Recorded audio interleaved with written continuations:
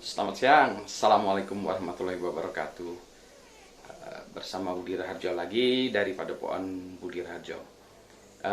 Salah satu pertanyaan yang banyak dilontarkan kali ini adalah apakah aplikasi Zoom itu aman?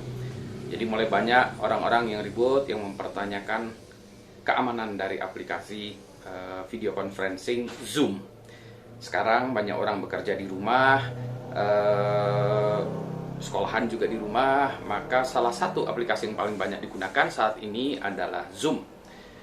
Sekarang mengenai Zoom dulu ya. Zoom memang aplikasi yang tersedia di berbagai platform, banyak dipakai, mudah, dan digratiskan. Meskipun ada versi gratis berhenti 40 menit, kalau versi yang berbayar bisa seterusnya. Nah, apakah aplikasi Zoom ini aman? Dan apa alternatifnya gitu?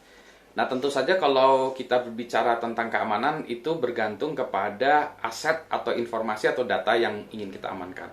Kalau datanya hanya sekedar ya, dalam tanda petik sekedar perkuliahan, kita sekolahan atau diskusi biasa, menurut saya Zoom itu sudah cukup. Kalau kita mau membicarakan hal-hal yang super serius, rahasia, pemerintahan segala macam, maka tentu saja ya kita tidak bisa menggunakan layanan yang dimiliki oleh orang lain. Maka kita harus memiliki layanan video conferencing sendiri. Apa alternatifnya? Ada, misalnya yang paling banyak digunakan orang tuh Jitsi. Jitsi itu saya nyebutnya Jitsi ya. Jitsi itu disebutnya jitsi.org. Itu aplikasi yang bisa kita pasang, open source, bisa dipasang dan bisa melayani video conferencing. Banyak contoh layanan gratisan yang sudah menggunakan software ini. Ambil aplikasi gitu, pasang di server sendiri, servernya kita amankan, nah itu lebih terjamin ya. Jadi kalau Anda mau itu ya boleh lewat jalur itu.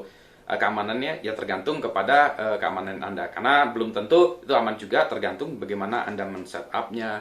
Misalnya Anda setup, ternyata Anda passwordnya adalah password ya, atau admin ya sudah bablas saja. Balik lagi ke pertanyaan, apakah Zoom aman? Oke, ada beberapa kasus-kasus yang diungkapkan segala macam. Untuk sementara ini, saya seharusnya kalau mau bilang aman atau tidaknya itu diperiksa secara sungguhnya. Jadi aplikasi Zoom itu harus di fully audit. Ini pengamatan sepintas saja ya. Dari pengamatan yang saya lihat, kalau aplikasi Zoom itu digunakan hanya untuk video conferencing biasa, saya menganggap ini masih aman. Maksudnya gimana? Biar motor lewat dulu ya. Maksudnya bagaimana? Maksudnya Zoom itu kalau kita gunakan video conferencing, ya hanya kameranya saja itu yang kita gunakan ya. Jadi kamera dan suaranya kita gunakan. Nah, yang waktu itu ada masalah ketidakamanan itu kalau misalnya orang mengirimkan link ya, mengirimkan link di komentar, di bagian chatnya gitu. Linknya kemudian kita klik. Nah, link itu memang bisa berisi macam-macam. Dia bisa berisi tautan atau URL ke situs web yang isinya malware atau isinya yang nggak benar ya itu bisa saja gitu ya. Jadi kalau tautan diklik ke sana ya itu masalahnya masalah hal yang lainnya. Ada juga waktu itu yang mengatakan bahwa kalau tautannya itu diklik maka orang bisa mengambil data dari komputer kita, kalau itu kasusnya spesifik untuk sistem operasi Windows ya, yang mana waktu itu untuk sistem operasi Windows yang memiliki kelemahan di protokol SMB atau Samba.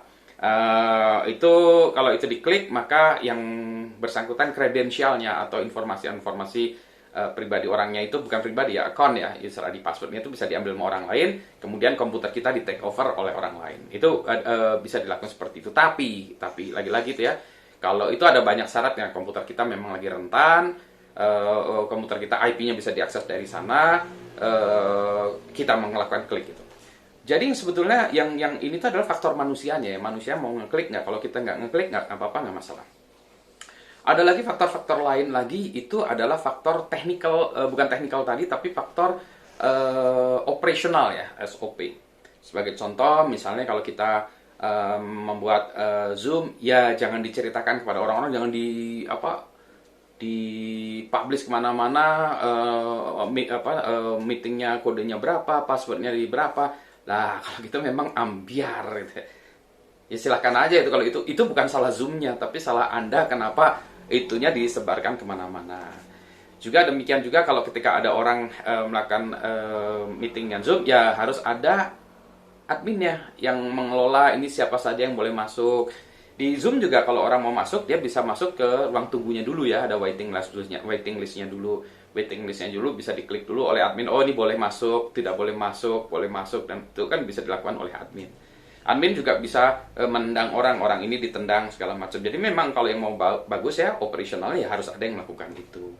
Ada lagi yang orang mensyaratkan namanya harus sama dengan nama yang bersangkutan. Misalnya kalau mahasiswa, di tempat saya kalau kuliah ya begitu, mahasiswa harus mencantumkan NIM dan namanya. Jadi user ID-nya tuh NIM namanya. Jadi saya tahu ini NIM-nya ya. Meskipun bisa dipura-pura ya bisa juga sih ya. Ada lagi orang yang mensyaratkan kalau gitu harus videonya harus dihidupkan. Misalnya kalau videonya dihidupkan bisa kelihatan live atau enggaknya orang yang bersangkutan, mahasiswa yang bersangkutan itu ngikutin atau enggak gitu ya. Dia tidur atau enggak, terkapar, pingsan, main game atau ya.